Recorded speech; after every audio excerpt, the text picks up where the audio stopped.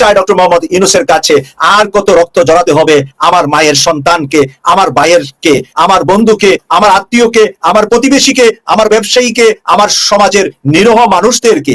এইভাবে যদি হত্যাকাণ্ড চলতেই থাকে, আমরা ইতিমধ্যে জেনেছি 150-র বেশি হত্যাকাণ্ড পার হয়েছে 150-র বেশি হত্যাকাণ্ড ইতিমধ্যে যুবদল, ছাত্রদল, বিএনপি বিভিন্ন জায়গায় বিভিন্ন স্থানে করেছেন। তাই আজকে যুবদল নেতা মঈনের নাম এসেছে, তার নেতৃত্বে ফটোগুলা আপনারা দেখেছেন, আপনাদের সকলের কাছে এই ফটো ছড়িয়ে গিয়েছে। সোশ্যাল মিডিয়ায় নয়, মেইনস্ট্রিম মিডিয়ায়, আন্তর্জাতিক মিডিয়ায়, সব জায়গায় এই মুহূর্তের আলোচনার বিষয় একটাই, বিএনপি রাজনৈতিকভাবে আওয়ামী লীগের পরে কি বিএনপি নামক দলটিকে নিষিদ্ধ করতে হবে কিনা, এখন নিষিদ্ধের দলের কাতারে বিএনপির নাম আসবে কিনা, নির্বাচনের আগে বিএনপি নিষিদ্ধ হয়ে যাবে কিনা, সেই আলোচনাটাই হয়তোবা এখন ওয়াশিংটন থেকে বেইজিং এবং মস্কো থেকে একেবারে জোহানেসবার্গ পর্যন্ত আলোচনা হবে। সারা বিশ্বব্যাপী এই আলোচনা ছড়িয়ে যাবে।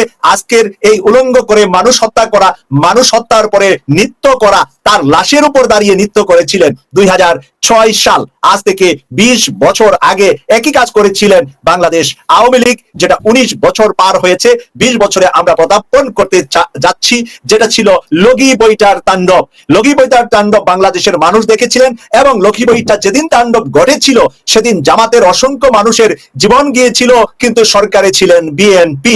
সরকারে বিএনপি থাকার শেষ মুহূর্তে, বিএনপির সরকার থাকা অবস্থায়, বিএনপির হাতে স্বরাষ্ট্রমন্ত্রী, পুলিশ বাহিনী সবকিছু থাকার পরেও লগি বইটা দিয়ে মানুষ হত্যা করে যেভাবে আওয়ামী লীগ নৃত্য করেছিলেন, আজকে বিএনপি বাংলাদেশের অন্তর্বর্তীকালীন সরকারের মাঝখানে, যেখানে 11 মাস আগে আমরা 1,500 মায়ের সন্তান এবং প্রায় 25 থেকে 30 হাজার মায়ের সন্তানকে আহত করে আমরা পেয়েছি নতুন বাংলাদেশ। এই 11 মাসে তারা প্রায় 150-র বেশি মানুষকে হত্যা করেছেন। তাদের নিজের দলের একে অপরের সাথে কুন্দলেও হত্যা হয়েছে। তাদের হাতে জামাতের কয়েকটি জেলায় কয়েকজন নেতাও, শিবিরের নেতাও হত্যা হয়েছে।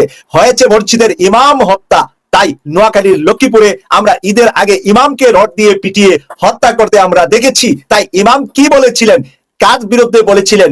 যারা বিভিন্ন মাদক ব্যবসা করতেন, মাদক বিরোধীদের বক্তব্য দিয়েছিলেন।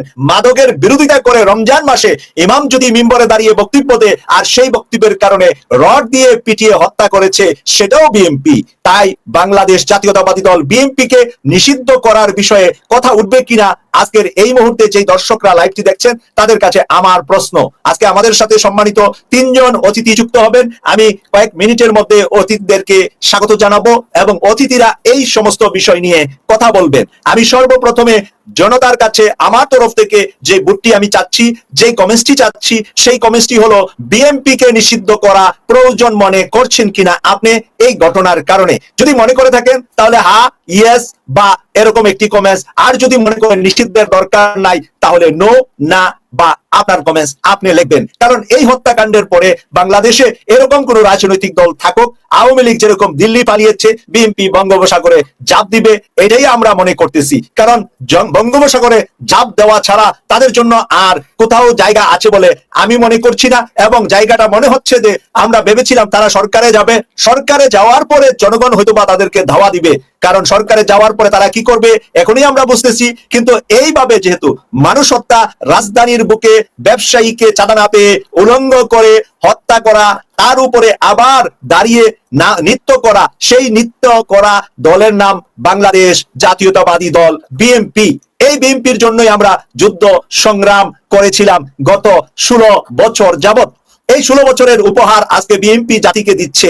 বিএনপি জাতির ঘাড়ে চেপে বসে এই উপহারগুলোই মানুষকে দিচ্ছে। আমি অনেক ভাই বোনেরাই ইয়েস লিখেছেন, একজন ছাড়া বাকি সবাই ইয়েস বলছেন। তাই আপনারা সবার কাছে কৃতজ্ঞতা প্রকাশ করছি যে আজকে বিএনপি কে নিষিদ্ধের প্রশ্ন উঠে দাঁড়াবে। কারণ যুবদল নেতা মঈনের নেতৃত্বে পুরান ঢাকায় ব্যবসায়ীকে পাথর মেরে হত্যা করেছে, আবার সেই লাশের উপর দাঁড়িয়ে নৃত্য করেছে, যেই নৃত্য আওয়ামী লীগ করার কারণে পালিয়েছে। লগি বইটাই আওয়ামী লীগ করেছিল 19 বছর আগে, আর আজকে বিএনপি করেছে 19 বছর পরে।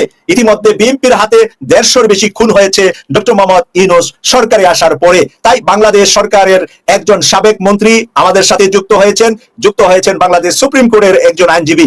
আমরা দুজনের কাছ থেকেই কথা শুনবো। আমরা ওয়েলকাম জানাচ্ছি এখন অতিথিদেরকে। আমাদের সাথে যুক্ত হয়েছেন সাবেক পানি সম্পদ ও ধর্মমন্ত্রী জনাব নাজিম উদ্দিন আল আজাদ। জনাব নাজিম উদ্দিন আল আজাদ, আপনাকে স্বাগত জানাচ্ছি। আমাদের দর্শকদেরকে একটি সালাম দিবেন আপনার স্পিকারটা ওপেন করে। আসসালামু আলাইকুম ওয়া রাহমাতুল্লাহি ওয়া বারাকাতুহু। ধন্যবাদ মাসুদ ভাই আমাকে যুক্ত করার জন্য, এবং কেটিভি 24 এর দর্শক শ্রোতা সম্মানিত আলোচক সবাইকে আমি জানাই আন্তরিক অভিনন্দন, সালাম।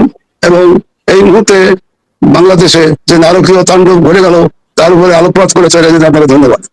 আপনাকে ধন্যবাদ জানাচ্ছি। আমাদের সাথে যুক্ত হলেন বাংলাদেশ সরকারের সাবেক পানি সম্পদ এবং ধর্মমন্ত্রী জনাব নাজিমউদ্দিন আল আজাদ। আমরা যুক্ত করছি বাংলাদেশ সুপ্রিম কোর্টের একজন সম্মানিত আইনজীবী, সিনিয়র আইনজীবী জনাব সৈয়দ মামুন মাহবুব। আপনাকে স্বাগত জানাচ্ছি আজকের প্যানেলে।